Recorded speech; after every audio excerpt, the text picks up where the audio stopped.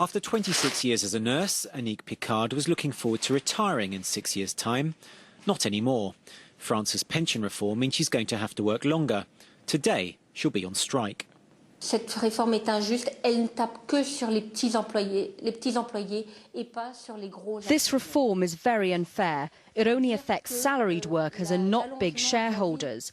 Increased life expectancy shouldn't mean you have to work longer, as there are some jobs you can't do that with. We don't want to be as sick as our patients. France's proposal to raise its headline retirement age from 60 to 62 is actually pretty tame compared with Germany's leap from 65 to 67 and Britain's plan to go from 65 to 68, though not for a while. In France, the minimum retirement age is set to rise progressively over the next 8 years. Pension reform is but one of a bewildering array of challenges facing President Nicolas Sarkozy. Later this month, the budget's due. There's the ongoing scandal involving L'Oréal heiress Liliane Bettencourt. And then there's his popularity with the French. Just a third of voters back him, though it's surely far lower among the country's Roma. Hundreds have been deported over the summer in a move criticised by government ministers, George Soros and even the Pope. I don't know why he's doing it. We're people just like him. It's racism. He should just let us be. Meanwhile, the Bettencourt scandal rumbles on. France's richest woman faces allegations of tax evasion and illegal donations to Sarkozy's party. It doesn't help that Eric Woerth, the minister at the centre of the scandal, is also spearheading the president's pension reform, even if it's just a start.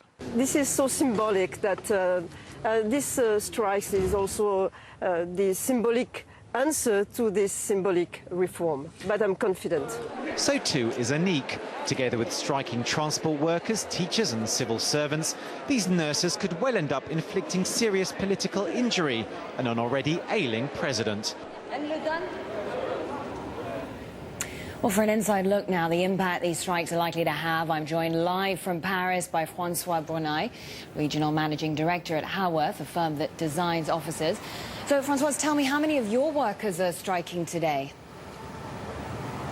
Well, the strikes in France right now, if I can hear your question properly, there's a bit of noise here, but the strike in France obviously is affecting us quite a bit. You know, meetings have been postponed, meetings are cancelled. We're kind of used to this, but it's getting rather annoying that obviously a reform that should be a standard reform, going from 60 to 62 is hardly any hardship compared to other countries around the world, but still not accepted by the trade unions. And yet again, another day of strike in Paris. So there you are. In your opinion, Francois, from what you're saying, this pension reform is essential? I'm sorry? From what you're saying, in your opinion, these reforms that the government is trying to implement on these pension reforms are essential in your view, is that correct? Well, they're essentials. There's no two ways about it. If you look at the way the budgets are right now and the deficit in France, there's absolutely no chance we can get away with keeping the pensions the way they are at 60. Moving from 60 to 62 over the next 8 years should be understood, or is understood by most people in France. Of course, the unions are going to be showing some force and some strength in terms of making their voice heard, and from that there will probably be some compromise. But the main issue of moving from 60 to 62 is definitely not going to be anything that the government will compromise on. I don't think so anyway, and I hope not. What do you make of the argument of the workers and the unions that this reform is simply unfair? Well, the question of fair or unfair is kind of mute in a way. I don't want to be difficult here, but when you look at the state of the public finances, there's no choice. So whether it's fair or unfair is another story.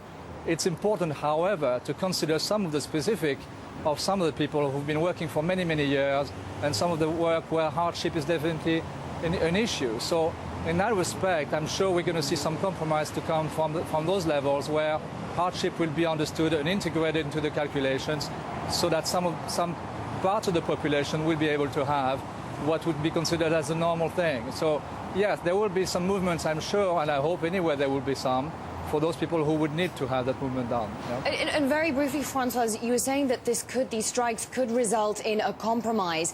In 1995, President Jacques Chirac tried to eliminate retirement privileges for transport workers. I mean, opposition to tighter pension rules sparked strikes in 2003 and 2007. Do you think this pension reform will go through? it will go through.